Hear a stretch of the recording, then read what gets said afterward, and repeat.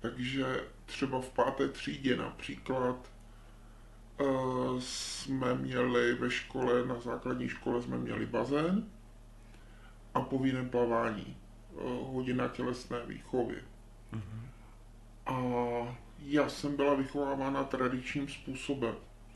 A mezi to i patřilo stud, kdy jsme se neobnažovali před druhýma. No a tehdy mi přišlo moc nespravedlivé to, že